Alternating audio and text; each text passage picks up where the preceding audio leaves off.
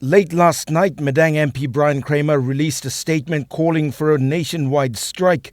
Accompanying the post was a picture of Kramer himself, the Oro Governor Gary Juffa, and the East Sepik Governor Allan.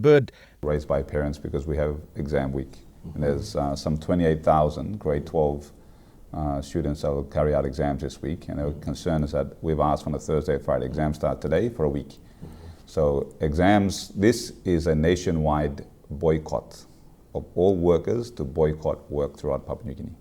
It's a stay-at-home protest. Again, very different. They can't arrest you if you're protesting in your own home. We do understand that there's people who are now working on, some of our very hard-working medical people doing the polio vaccinations. We understand that's still going on. This morning we spoke to Kramer and Governor Bird about the joint announcement.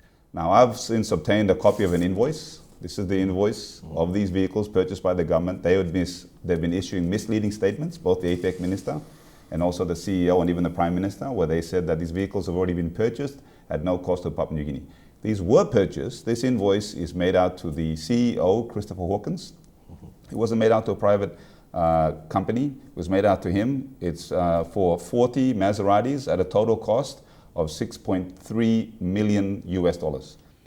What's triggered this call for action is the purchase of 40 Maserati sports vehicles costing about $1 million kina each. While it was a government decision, there's still no clear explanation as to who it was that paid for the vehicles. Both the Prime Minister and the APEC Minister, Justin Chachenko, have given varying statements. The main thread of the story is that the money didn't come from government pockets and that it came from the private sector. From which member of the private sector is not clear. Madang MP Bryan Kramer has made several posts on social media highlighting where he believes the vehicles came from and how they were paid for. The main issue of concern is the transparency of the transaction and the manner in which attempts were made to suppress information about the vehicles. Those who took pictures of the vehicles were also threatened with prosecution. Entrepreneur and nephew of an author of the PNG Constitution, Emmanuel Narakobi, was also told to take down the pictures he posted on Facebook or, quote, APEC security laws would be enacted. And one of them, enshrined in the Constitution, is your right to free speech.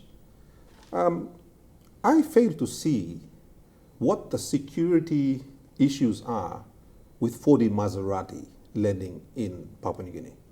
That should be a very transparent transaction.